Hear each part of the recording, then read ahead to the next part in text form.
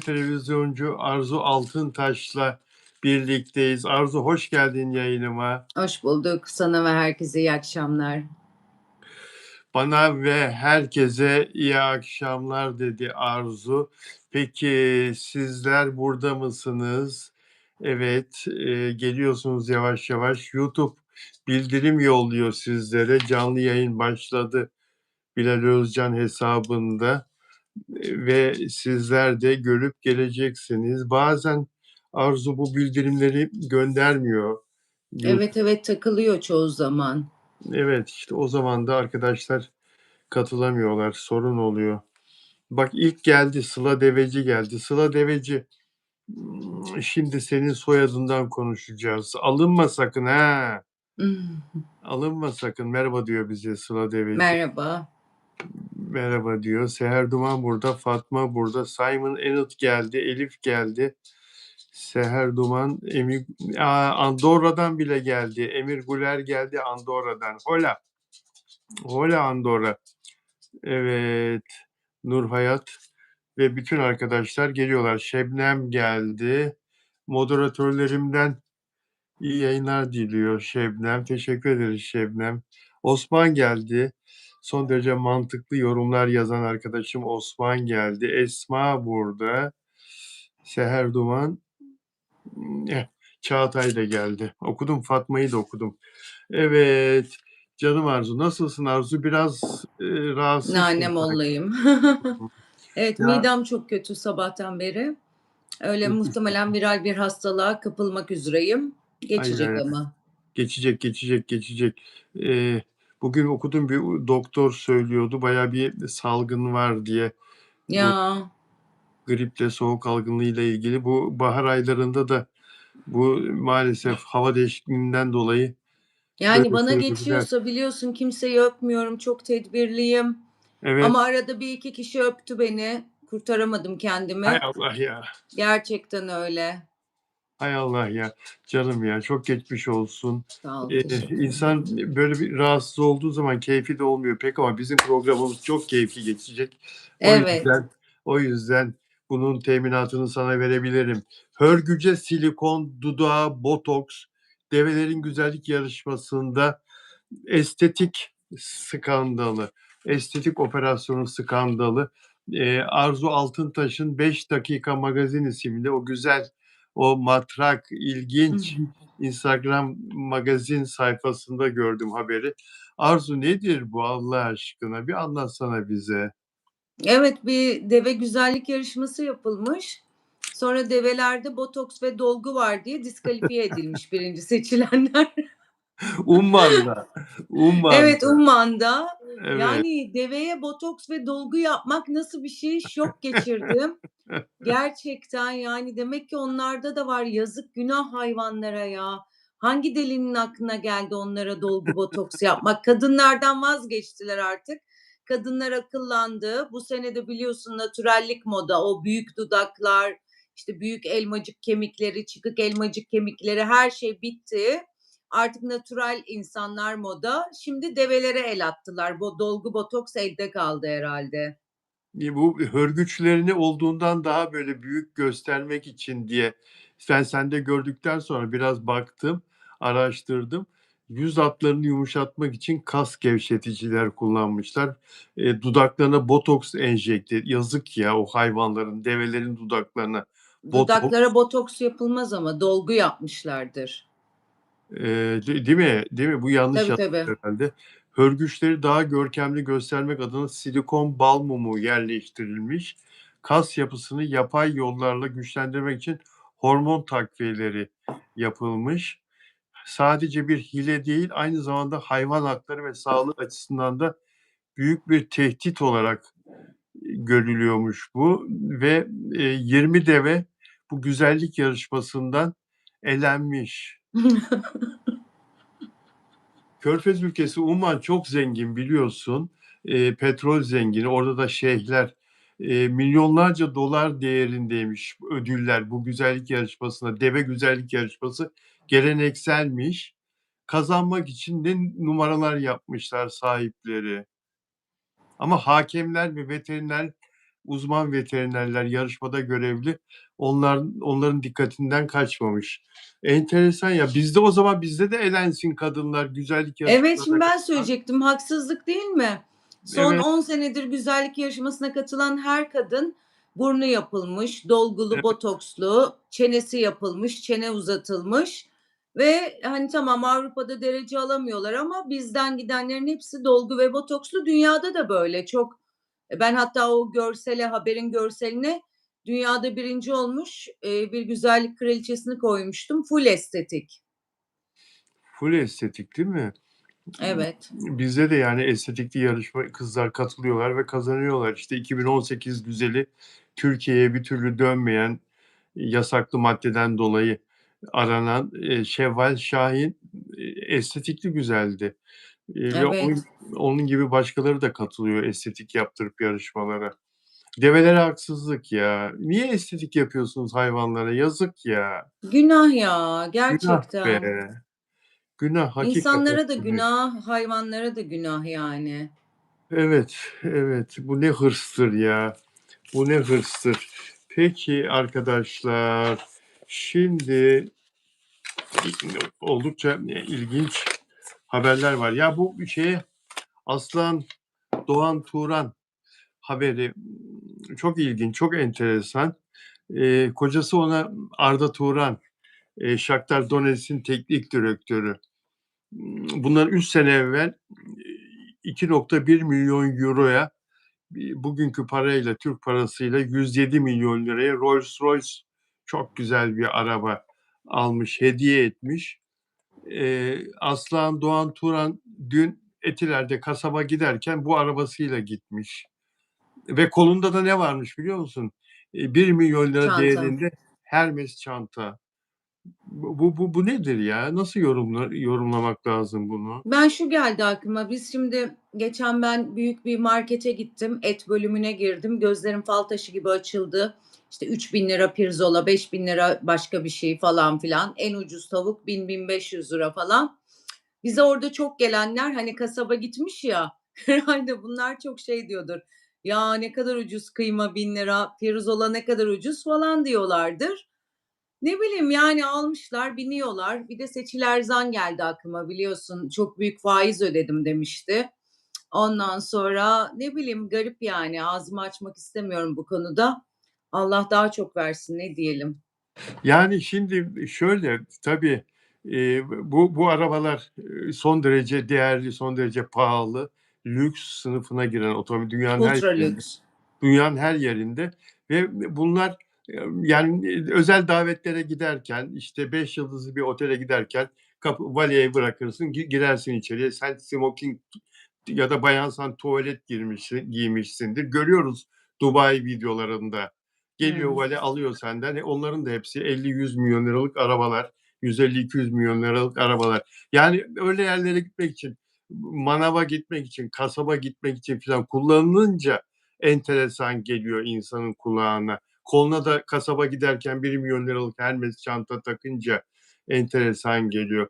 Yani, doğal diyemeyiz ki buna. Şimdi yazıyorlar bana, insanlar da gıcıklığına yazıyorlar. Şimdi ben bunu bir haber olarak paylaştım. Yarım asırlık gazeteciyim. Neyin haber olduğunu görebiliyorum.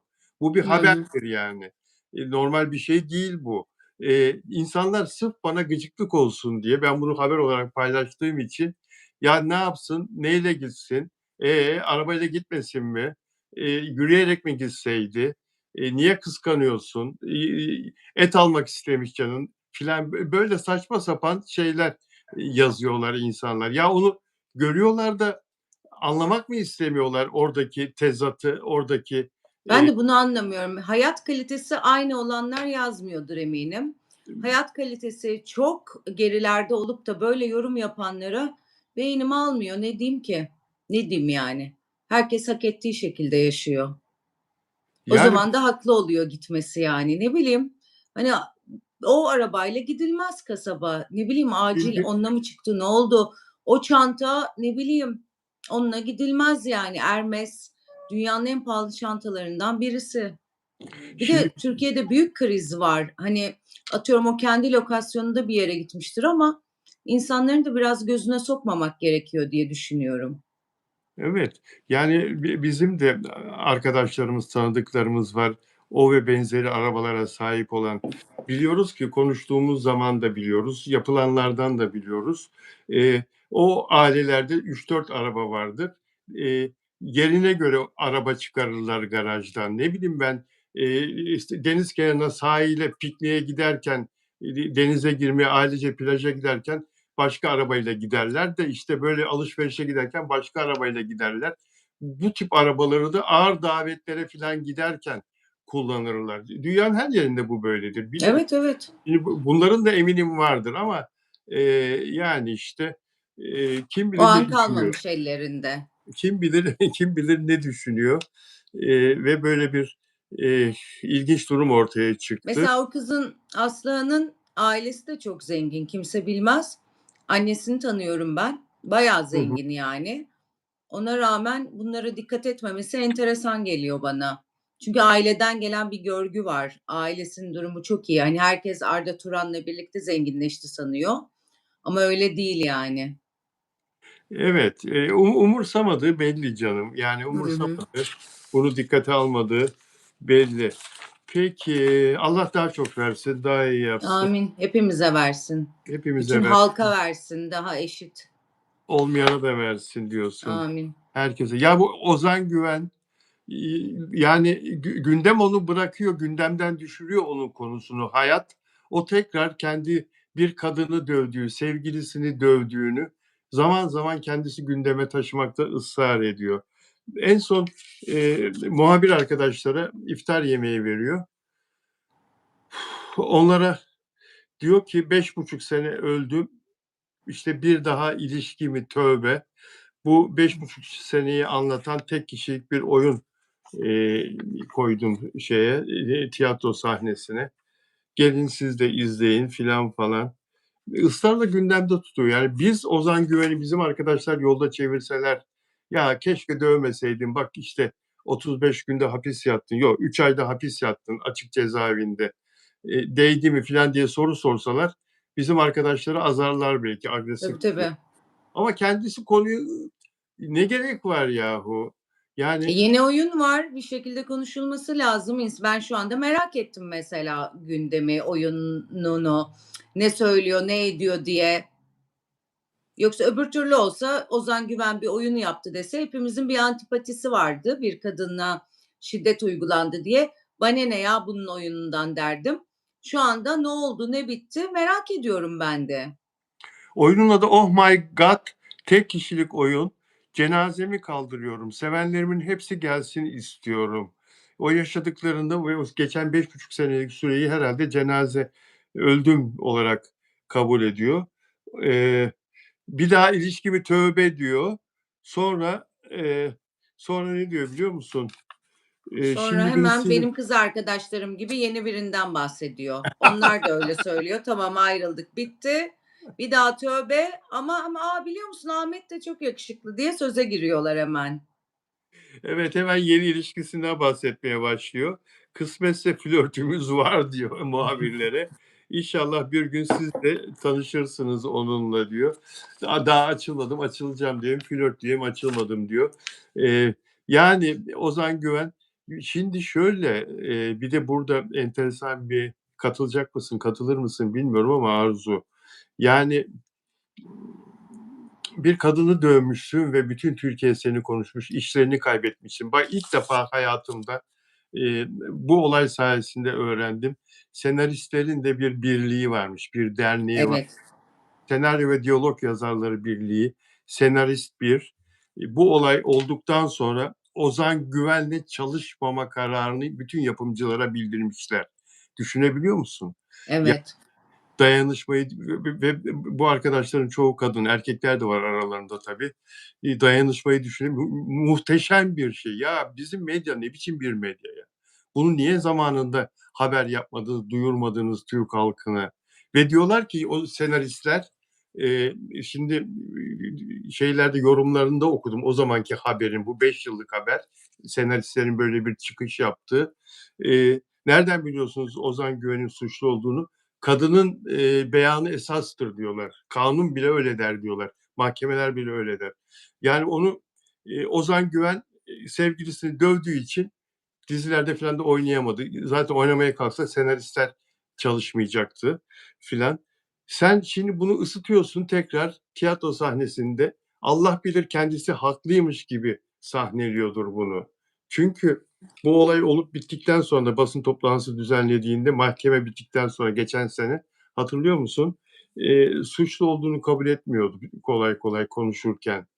Evet, Herkesten özür diliyorum, Türk halkından özür diliyorum, senden özür dilemiyorum diyordu dövdüğü kadına. evet, evet.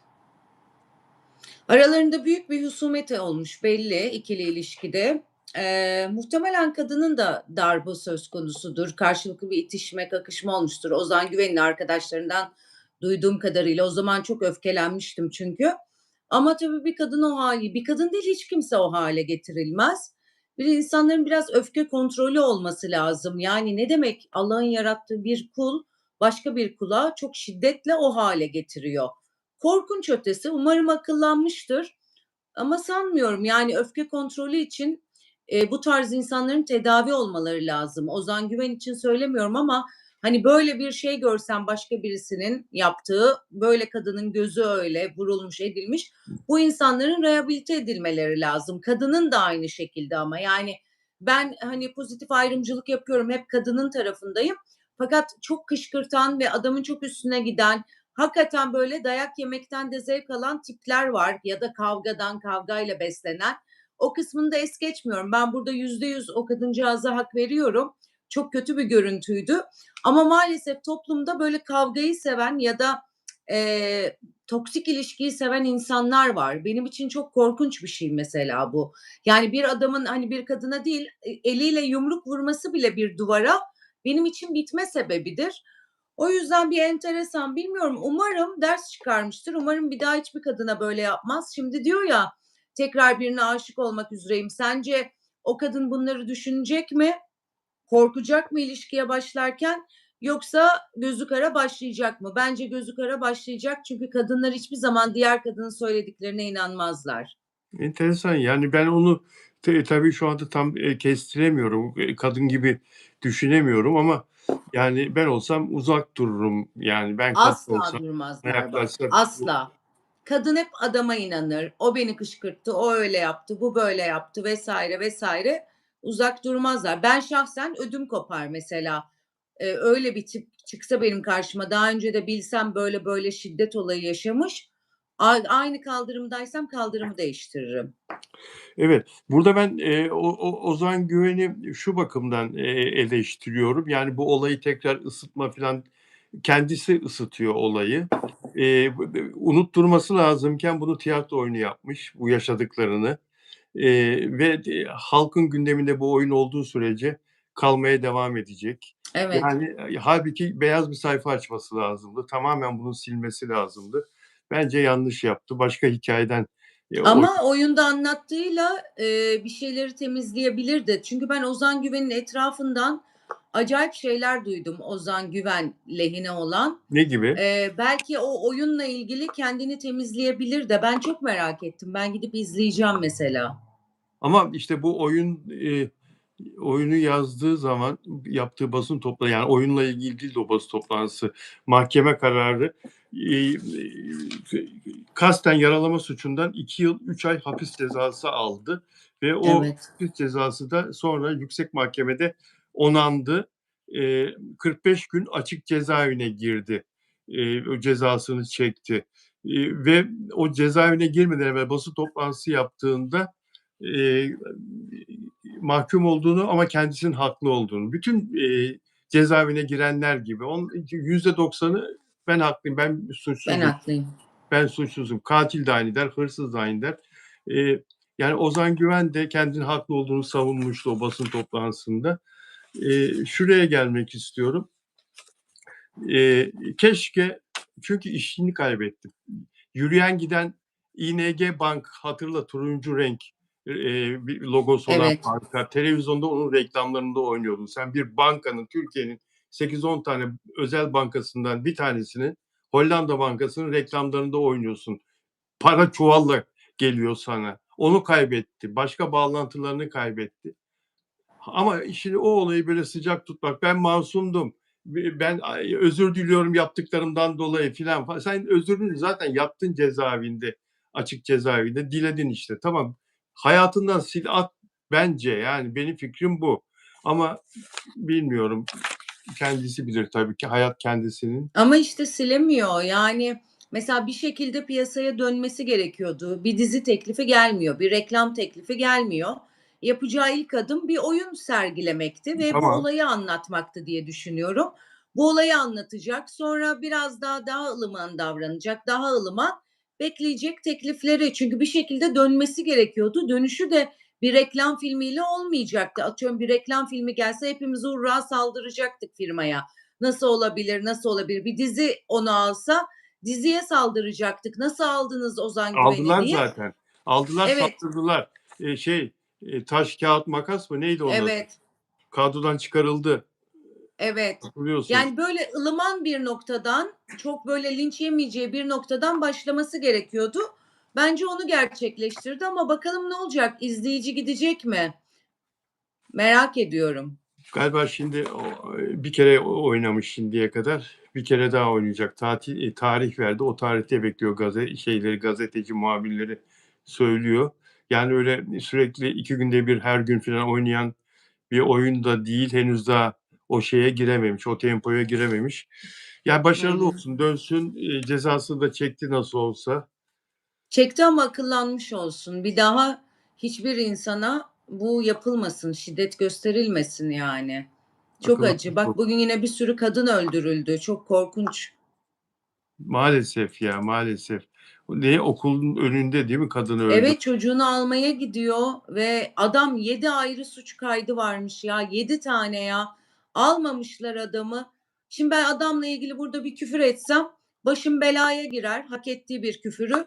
Ama almamışlar. Adam gitmiş çocuğun gözünün önünde bunu gerçekleştirmiş. Evet, bu tip videolar çekmekten de bıktım, yoruldum, usandım artık. Yani bu kadına şiddet bir türlü Evet, durmuyor, durdurulamıyor. Yani biz gazeteciler, biz evet. televizyoncular, yayıncılar, dilimizde tüy bitiyor. Konuş konuş, anlat anlat anlat anlat anlat. Abi yok.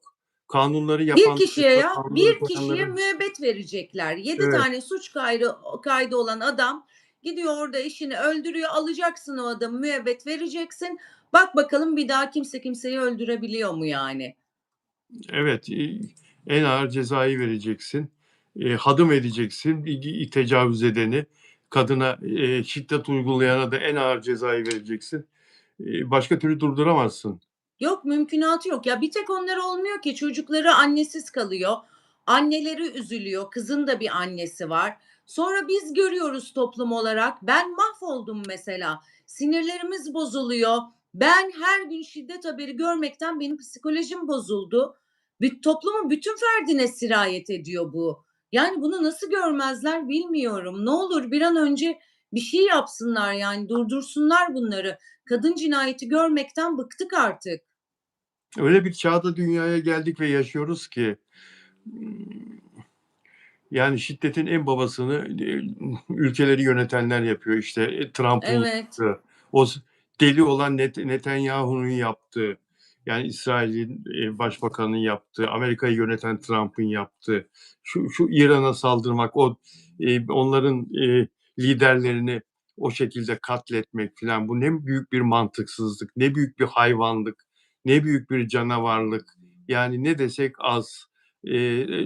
İşte, dünya çapında böyle büyük hastalıklar, böyle büyük rahatsızlıklar, maalesef toplumlarda da bir sürü psikopatlar, öyle bir dünyaya, öyle bir zamana denk geldik ki, evet. yani, daha önceki yıllarda, bundan 70-80 sene önce, 100 sene önce filan herhâlde daha böyle, eee, daha az böyle, çılgınlıklar vardı diye düşünüyorum. Evet, o kadar değil, 20 sene önce bile, 10 sene önce bile böyle değildi ya.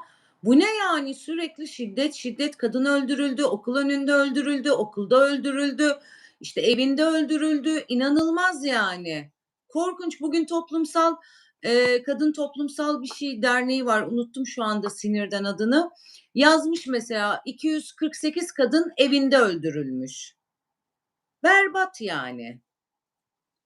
Ya 185 tane öğrenci, kız öğrenci İran'da okullarında öldürüldü. Çocuk bunlar ya. Ya, Bu ne büyük bir ve hiçbiri İsrail biz oradan geçmiyorduk. Bizim öyle bir bilgimiz yok. Amerika aynı şekilde. Bizim haberimiz yok. Araştırıyoruz.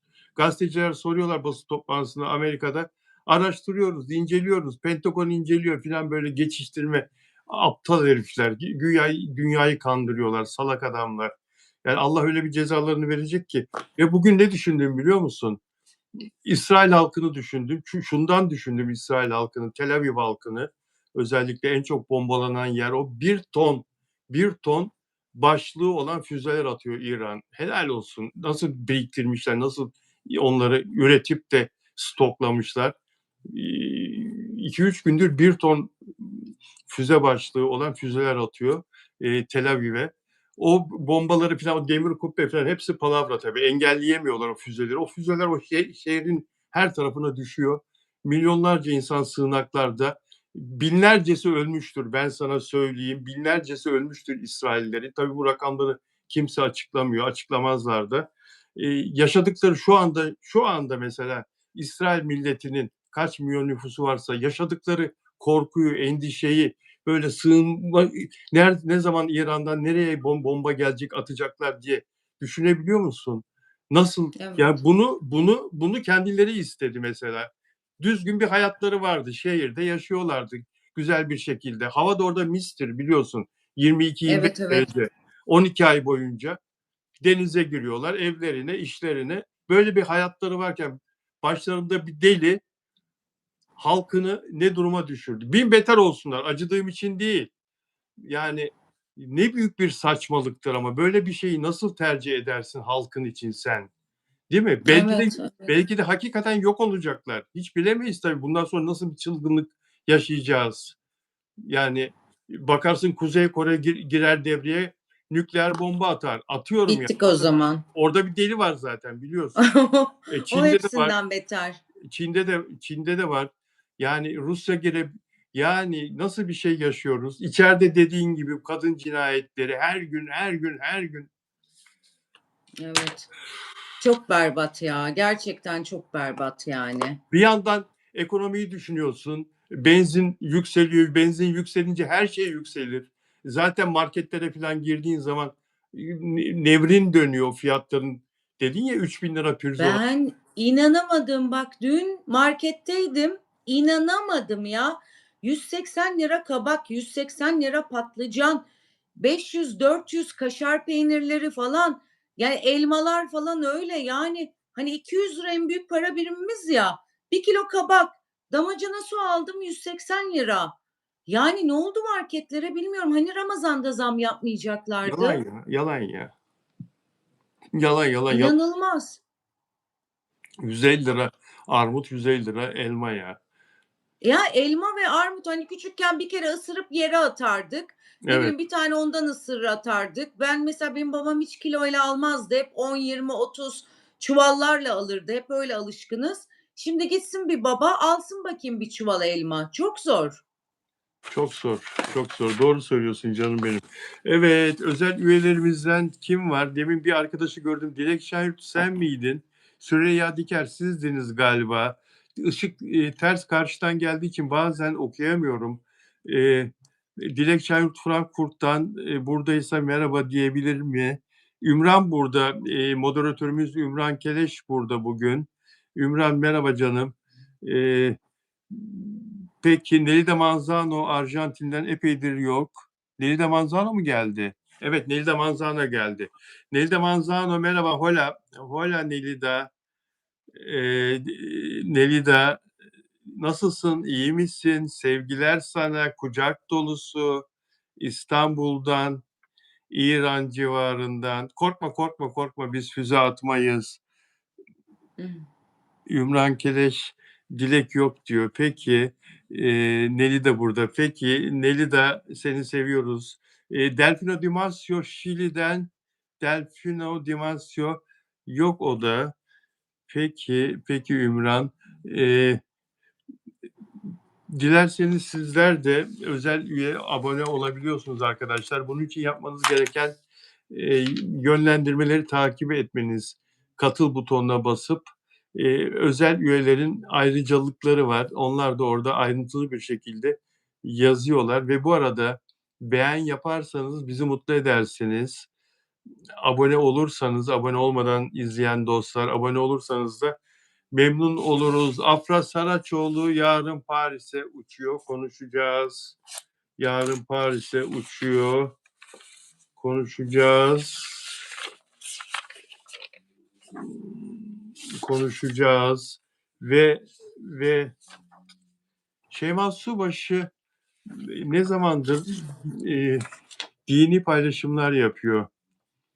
Sen de gördüm. Senin 5 dakika Evet. magazin sayfanda gördüm. Deli gibi merak edenlere ve soranlara cevabım evet, her gün sahur ve iftar yazmış. Yani oruç tutuyorum mu demek istiyor. Ne diyorsun? Evet. Oruç Oruç tutuyorum, herkes de duysun demek istiyor. Kim merak ediyormuş bilmiyorum yani. Haberin altına da yazdım, merak edenler el kaldırsın. Kim merak ediyor, kim soruyor diye. Bilmiyorum, ben bu din işlerinde çok böyle insanların ibadetini de ya da olmayan bir şeyi de göze sokmalarını çok sevmiyorum. Çok kulla Allah arasında özel bir şey olduğuna inanıyorum. O yüzden bilmiyorum, bana çok garip geliyor yani bu tip paylaşımlar. Yıllardır hiç yapmıyordu ki yargılamayı da hiç sevmem insanları. Herkes Allah'ı çok sever. Herkes bir şekilde ona ulaşabilecek ibadetini yapar.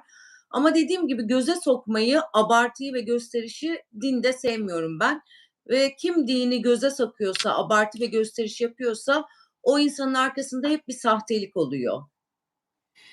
Evet, katılıyorum, doğru söylüyorsun. Yani o seninle Allah arasında olan bir şey. Yani bunu Yani. insanlara yaymadan da, eee, yani şey yapabilirsin, ibadetini yapabilirsin. Camileri geziyor, çok güzel bir şey. Paylaşıyor video olarak, fotoğraf olarak, video olarak paylaşıyor. Kur'an'dan sureler paylaşıyor. Yok bunda, kötü bir şey yok da yani, Hiç yok. tabii ama yani, a Şeyma Subaşı'nın, son yaşadığı olaylardan sonra böyle birdenbire bunları paylaşmaya başlaması, tabii, insanı düşündürtüyor. Topluma karşı günah çıkarma, işte, kendini iyi gösterme filan gibi, bir çaba içinde. O bakımdan insanlar irite oluyor, rahatsız oluyor. Bunu her zaman yap o zaman. Yani, sadece başın belaya girdikten sonra temiz bir sayfa açmak adına bunu yapma ya da yapıyorsan da gizli yap. Evet, ben bazen öyle sureler okuyorum ki Türkçe hep okuyorum. Anlamları çok etkiliyor beni. Düşünüyorum mesela, hani, paylaşsam mı? Diyorum ki hayır, hani, o zaman bir gösteriş geliyor bana. Ancak sevdiğim dostlarıma atıyorum. Mesela İnşirah Suresinin Türkçe anlamına bayılıyorum. Mucize ötesi. Okuduğumda hep içim ferahlar. Ama oraya onu atmak bana çok gösteriş geliyor. Çünkü yukarıyla aramda kimse olsun istemiyorum. Bilmiyorum, yani, her insanda farklıdır. Bilmiyorum, belki de o yükleyerek de mutlu oluyor olabilir, göstererek de mutlu oluyor olabilir ama biz alışmadık. Yani, biz onun tulumda gittiği partileri görmeye alıştık. Başka şeyleri görmeye alıştık. Bize o yüzden absürt geldi. Hani, günahına giriyorsak da Allah bizi affetsin ama bana çok fazla ve absürt geldi. Ama dediğim gibi belki bir noktada o da öyle ferahlıyor ve rahatlıyor olabilir sahte değilse ama gösterilen hiçbir şeye inanmıyorum ben. "Gösterilen hiçbir şeye inanmıyorum, inanmıyorum." dedi Arzu.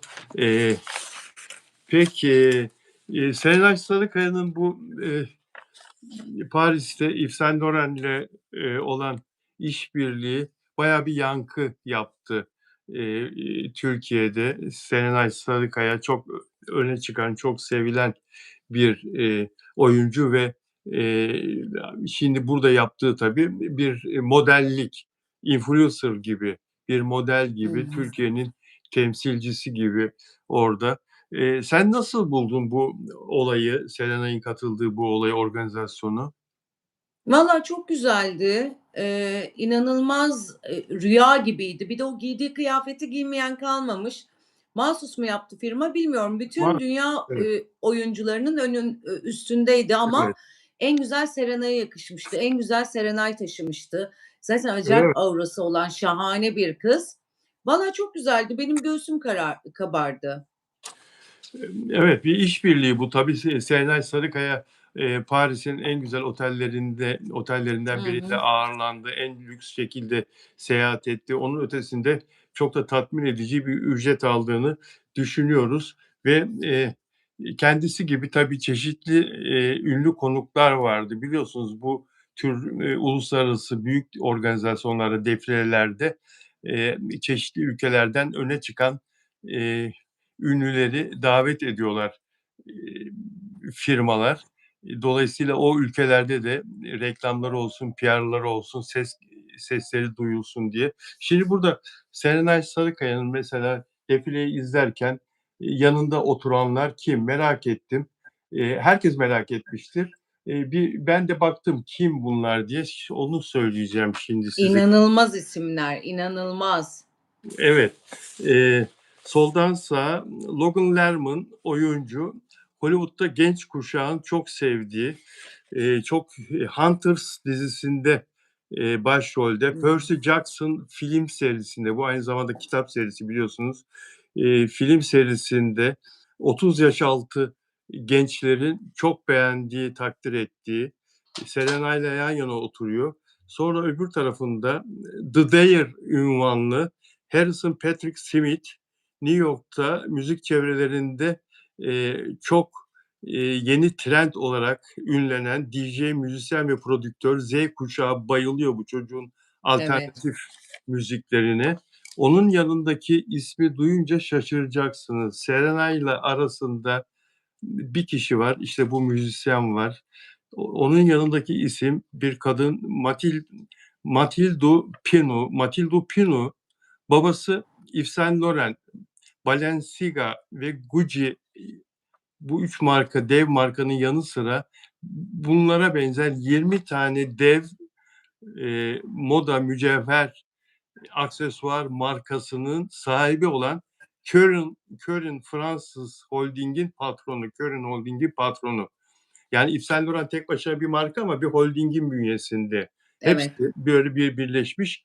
Bu kızın babası Serenay'la yan yana defileyi izleyen, bu kızın babası vefat ederse bu kız yönetecek. 17 milyar euro geçen seneki kârı, geliri, affedersiniz, geliri. Geçen seneki geliri, herhalde cirosu. 17 milyar euro. 43 bin çalışanları var. Serenay Sarıkaya'nın yan yana oturduğu insanlar. Evan Ross, efsanevi şarkıcı Diana Ross'un oğlu Evan Ross. Hı İki hı. yanında oturuyor Serenay Sarıkaya'nın. Diana Ross'u bilen bilir. Amerikalı efsane, hala hayatta, 85 yaşında. Allah sağlık versin. Onun Amin. yanında onun yanında da Charlotte Lawrence. Charlotte Lawrence, o da şarkıcı ve model, ünlü bir isim. Serenay Sarıkaya'ya verdikleri değer, bu çok güzel bir şey değil mi? Evet, evet, şahane. Ben zaten inanamadım. İlk resmi gördüm, yanlış mı görüyorum dedim.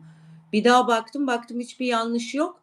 İnanılmaz gururlanıyoruz, çok mutlu oluyoruz. Yani keşke her Türk oralarda tanınsa. Serenay çok büyük çığır açtı. Keza Hande Erçel, eee, diğer çocuğu unuttum İtalya'daki. O falan, Can Yaman. İnanılmaz güzel şeyler yapıyorlar ve bütün dünya tanıyor. Çok gururlanıyoruz. Evet, farklı kategorilerden etki gücü olan, farklı uluslardan insanları, getiriyorlar firmalar ve burada böyle bir Serenay Sarıkaya'nın bu isimlerle yan yana oturması, markanın onu uluslararası celebrity kategorisinde konumlandırdığı yeri gösteriyor, değeri gösteriyor ve, Serenay Sarıkaya Türkiye'de başarılı olmaya devam ettikçe, her yıl, bu 2 kere yapılıyor Fransa'da Paris Moda Fuarı, günleri. 2 kere gidecek orada, işte, şimdi bu anlaşma yaptığı firmayla ya da bir başka firmayla para kazanmaya, büyük paralar kazanmaya devam edecek Serenay Sarıkaya ve Afra Saraçoğlu da yarın gidiyor. Bir başka firma, Balenciaga firması için Paris'e.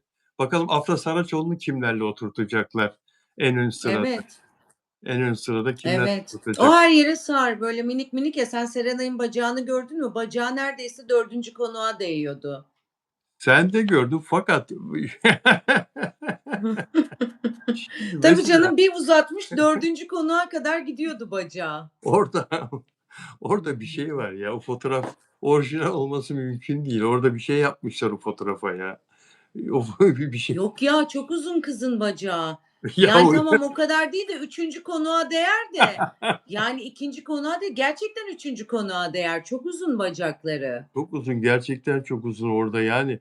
Ben bana yani orada sanki böyle bir şey var. Photoshop Serenay hayatta yapmaz. Zaten, doğal olarak müthiş bir şey var orada. Yani Değil, hayır, düşünsene, 1.20, 1.30 bacak boyu varsa 10 santim de ona topuklu, ayağındaki topukluyu ekle. 1.40 işte dördüncü kişiye, yanında oturan dördüncü kişiye kadar gider o bacak. şimdi o oturan Şeyma Subaşı desem, hadi şop yapmış derim. Olsa şop yapmış ama Serenay asla yapmaz. Asla. Zaten doğal Hiç olarak ihtiyacı yok. Zaten doğal, kendisi şoplu gibi.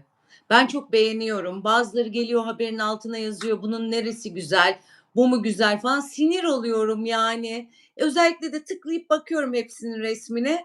Yani sen Serenay'a laf edecek insan değilsin yani. Çok güzel kadın. Hani güzelin hakkı güzele verilmeli. rujun ne renk? Ne ton? Kırmızının nesi? Kırmızı ve altta da hafif bordo var. Hep hileli sürerim ben. Biraz bordo, biraz kırmızı. Hımm. Niye, bulaşmış mı? Hayır, çok canlı, Ha. çok canlı. Yani, bu tip bir şeyde yayında konuşurken dikkat çekiyor. Peki, Katakulli yapıyorum ben. Bütün renkleri birbiriyle harmanlıyorum. iyi yapıyorsun.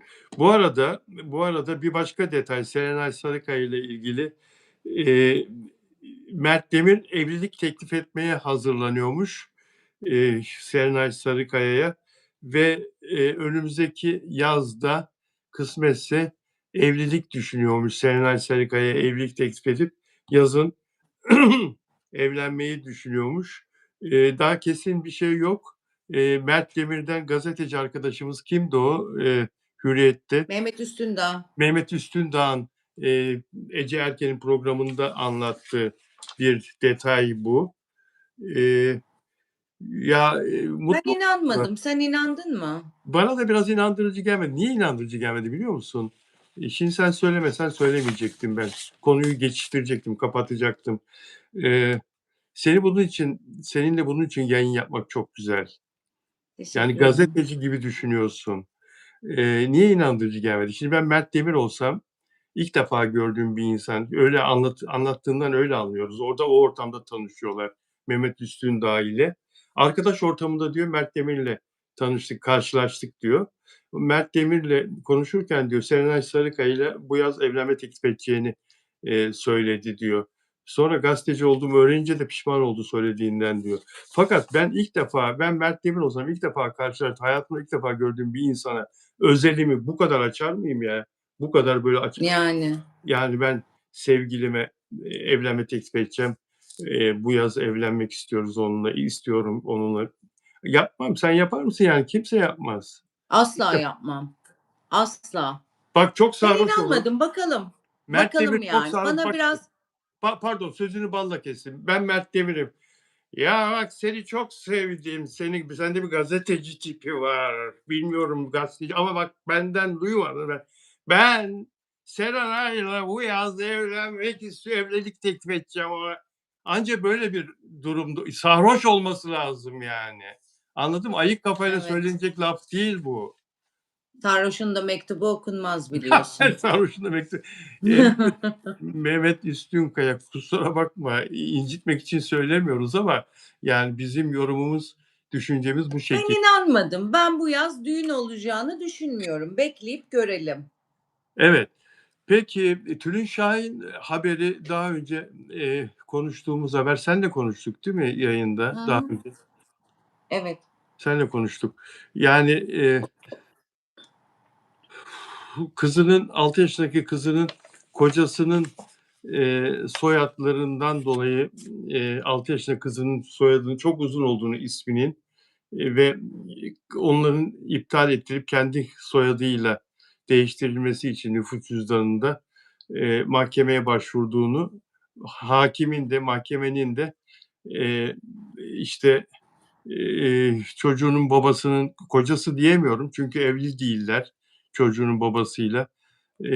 Çocuğunun babasının bundan haberi var mı? O da gelsin, onun da görüşünü al, öyle gel diye dosyayı kapattığını, bir süre verdiğini, o süre içinde tarafların dönüş yapmaması üzere dosyayı kapattığını, daha evvel haberi böyle yayınlanmıştı. Bütün gazetelerde, her yerde Evet. böyle burada konuştuk. Biz hatta konuşmuştuk. Bunda bir bit yeniği var. Niye bunu düşünsün?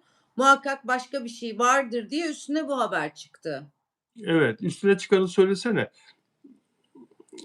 Artık Tülin Şahin'in yani Sienna Şahin olacak çocuğu. Kendi Evet, soyadını vermek için mahkemeye başvurmuş.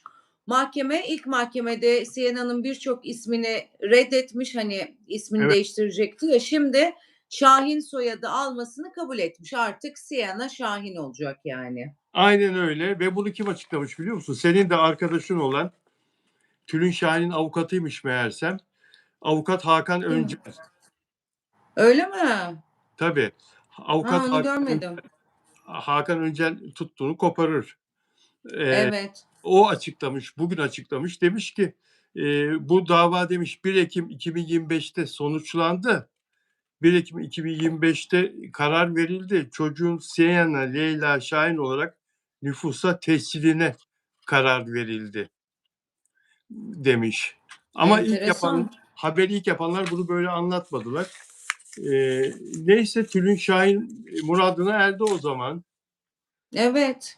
Çok da yorum gelmiş bugün haberin altına. Tülin'i haklı bulanlar var. O onun babası böyle bir şey yapamazsın diyen özellikle kadınlar var. Hmm. Garip ikiye bölünmüş durumda sosyal medya kullanıcıları. Tülin Şahin çok E hırslı. zaten evet zaten yok yani adam hayatında. Alabilir. Demek ki görüştürmeyecek. Bilmiyorum dedi ki o günde ne olursa olsun yolun orta yerinde bir yerde o çocuk babayı bulacak ve konuşacak yani. Aynen. Tülin Şahin çok hırslıdır.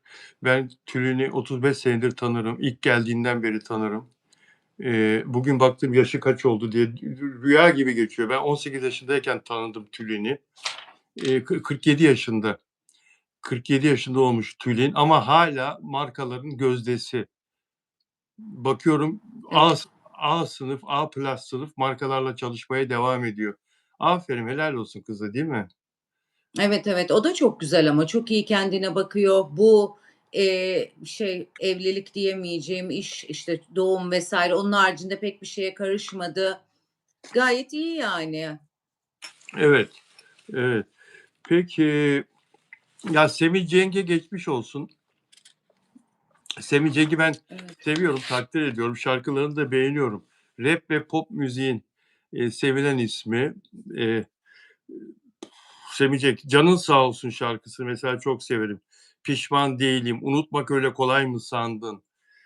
Pek çok hiti var, milyonlarca dinleniyor, tıklanıyor.